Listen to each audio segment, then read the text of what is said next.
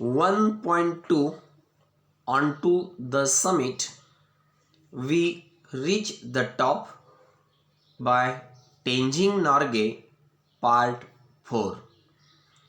Hello dear students and dear friends. In my last video lecture, I explained you why and how the writer Tenzing Norgay and his teammate Hillary made a pact.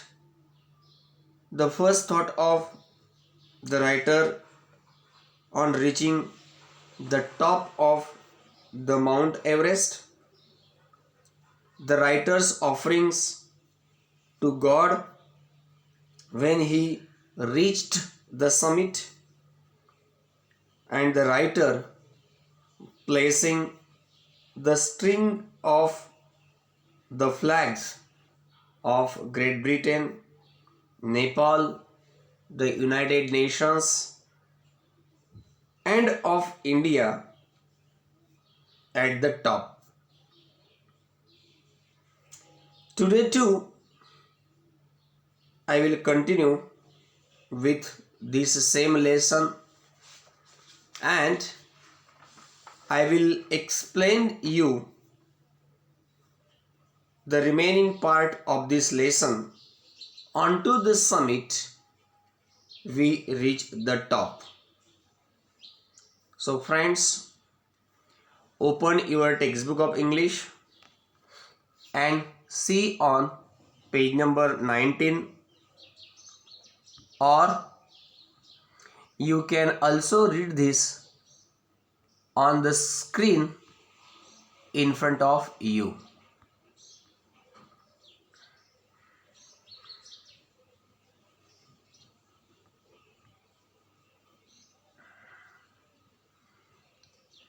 Now, at the time of last lecture, we read that the writer was very thirsty. The writer Tenzing Norgay took out a water tumbler for a drink, but found the water in the metal container had frozen, so he couldn't satisfy his thirst. He ate some biscuits and offered some of the biscuits to his teammate Hillary. Now let's start reading of the further part of the lesson. I was wearing a red scarf which my great friend Lambert, leader of the 1952 Swiss expedition, had given me last year. He says that he was wearing a red scarf which was given to him by his great friend Lambert, the leader of the 1952 Swiss expedition last year. Here the writer tells us that he was wearing the red scarf which was given to him by his great friend Lambert, who was the leader of the 1952 Swiss expedition last year. It was just a year ago on May 28th when we were standing at 28,215 feet that he gave me the scarf.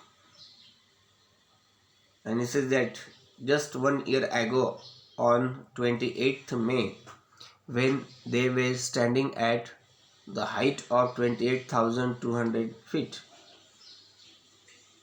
at the top of another mountain,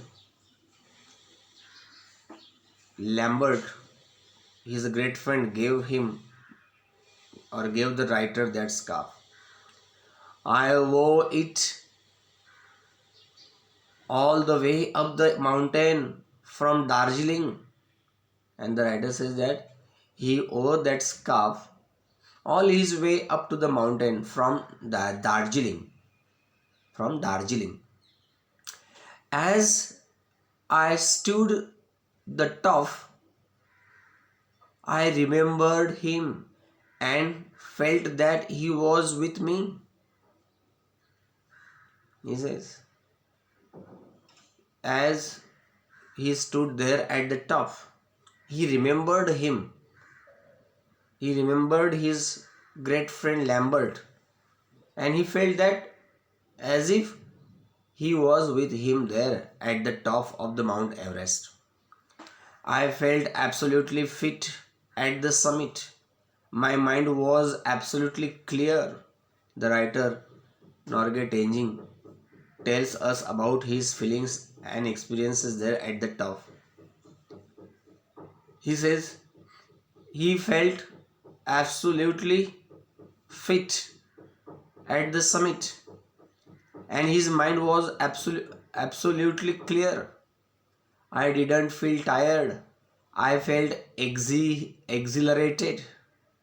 Exhilarated means very happy and excited. He says that he didn't feel tired. He felt exhilarated. He felt very happy and excited.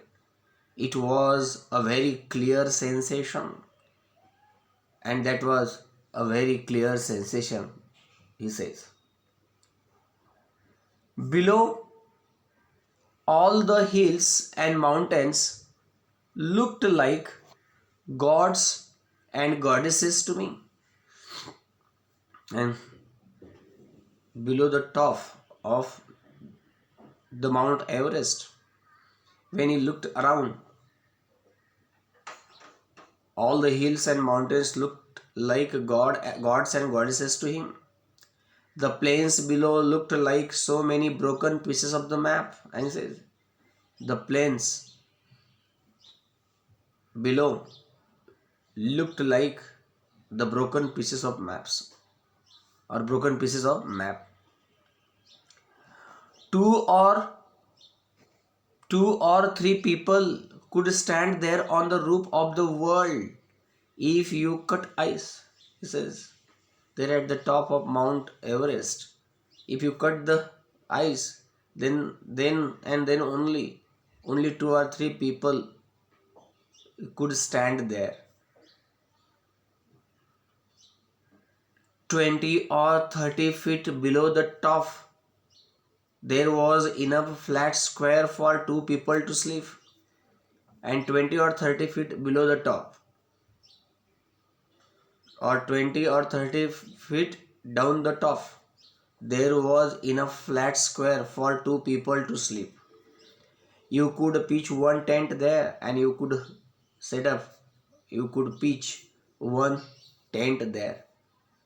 The summit is flat on one side and steep on the other, he says. The summit of the Mount Everest is flat on one side and it is steep on the other. There is a snow on the northern side, rocks on the south and east, and snowy rock on the west, he says.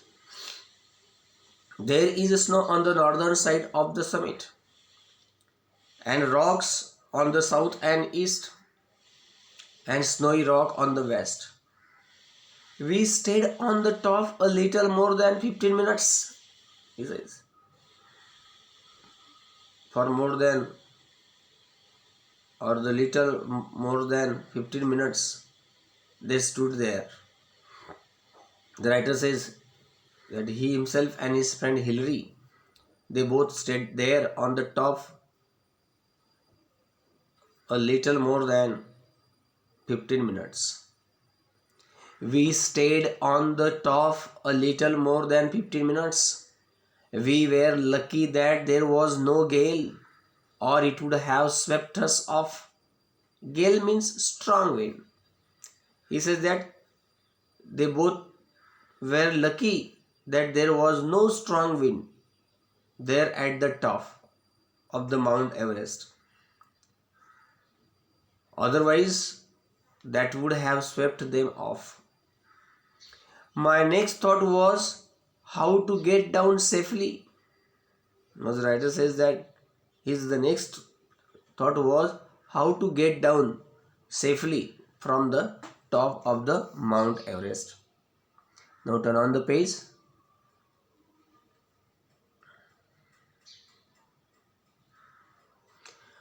On the descent from the summit, I was walking behind Hillary. Descent means going down or coming down. He says, while going down from the summit, he was walking behind Hillary, his teammate. I was following him and holding the rope rightly, and my determination was to make sure he descended safely.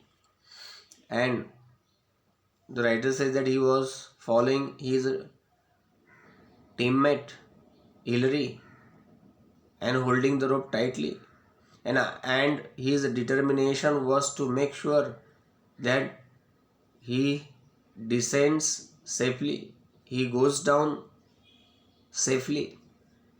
I must say that the climb down was more difficult and dangerous than the climb up.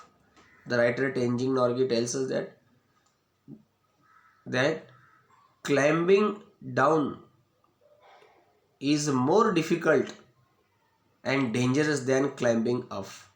He says, means going down or going downwards from the top of the mountain, highest mountain peak, is very dangerous and difficult than climbing up the top of the mountain. If you slipped down, you would go into the Kangshung Glacier and there would be no trace left of you, he says. If you slipped down, you would go into Kangshung Glacier and there would be no trace left for you. And so he says that the climb down was more difficult and dangerous than the climb up. More caution needed. Now he explains us that at that time he needed to be more cautious. More caution needed. Of course, it took less time climbing down, but you needed a more husiar, caution. He says, of course, it took less time to go down, but you needed to be more husiar. Husiar means caution, cautious. You need to be more cautious. When I reached the camp 9, my first thought was, thank God we have been spared an accident.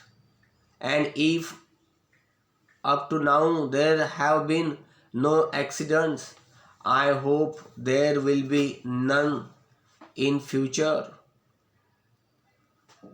I had always prayed to God and He saved me. Then the writer says, when he reached Camp 9, his first thought was of thanking God, and he thanked God for saving them from the accident. And there had been no accidents, and he hoped that there will be none in future also. He had always prayed God and God saved him. At Camp 9, Hillary and I were in no mood for any talking. He says at Camp 9, Hillary, his teammate, and the writer Tenzing, they were in no mood for any talking. We just attended to our own things. We stayed there about half an hour and just they attended their own things. And they stayed there at Camp 9 for just about half an hour.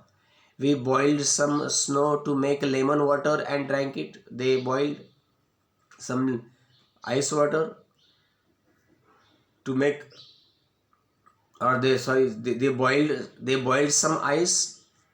They boiled some snow to make lemon water and they drank it. When we left, we took only our sleeping bags and left everything else behind in the tent. And when they left that camp 9, they just took their sleeping bags only and left the rest of the things there behind in the team. From camp 9 to camp 8, where we spent the night, was an easier job. From camp 9 to camp 8, where they spent their night at the camp 8, it was quite easy to go down. Just above camp 8, where the others could see us, I raised my arm with my thumb up. CWF Noise and WG Low saw us and their faces flushed with joy. And he says, just above camp 8, other people could see them. And the writer raised his arm. The writer raised his arm with his thumb up towards the other people, and CWS Noise and WG Love saw them and their faces flushed, their faces glowed with joy. Now see, CWF Noise. CWF Noise. CWF is the short form of the name of the noise. CWF Noise means Cuthbert Wilfrid Francis Noise. It is the long form of CWF Noise. CWF Noise is the name of an English mountaineer and author. He was a member of the 1953 British expedition that made the first ascent of Mount Everest. So CWF is the short form of the full name of the great mountaineer, the great English mountaineer Cuthbert Wilfrid Francis Noise. Likewise, WG Low. WG Low means Wallace George Low. The full name is Wallace George Low. It is the full name, but in short it is given as WG Low. He was a New Zealand born mountaineer. WG Low was a New Zealand born mountaineer, explorer, film director and educator. So the writer says that just above the camp 8, where the others could see them, and the writer Tenzing Norgay raised his arm with the thumb up, and there CWF Noise and WG Low saw them and their faces glowed with joy. In this way I was able to tell them our success. And the writer says thus, the writer was able to tell his friends their success. As we got nearer to camp 8, Love came to meet us and came up about 300 feet with tea and coffee. And as they got nearer, as the writer Tenzing and Hillary got nearer to camp 8, Love came to meet them, and he came up about 300 feet. He climbed up the distance of 300 feet with tea and coffee for the writer Tenzing and his teammate Hillary. Another 50 feet down, we met Noise, who brought us more tea. And another 50 feet down, the writer Tenzing and his friend Hillary met Noise, who brought them more tea. This tea smelled kerosene. In this tea, there was the smell of kerosene. Apparently, it had been made in a hurry, and somehow some kerosene got into the welcome cup. And apparently it had been made in a hurry, and somehow some kerosene got mixed into that welcome cup. But I thought, since the gentleman had taken so much trouble to bring it, I was going to enjoy it, whatever the smell. And even though that tea had the smell of kerosene, but still the writer says that since or as that gentleman Nice had taken so much trouble to bring that tea to them there, he was going to enjoy that tea, whatever the smell of that tea was.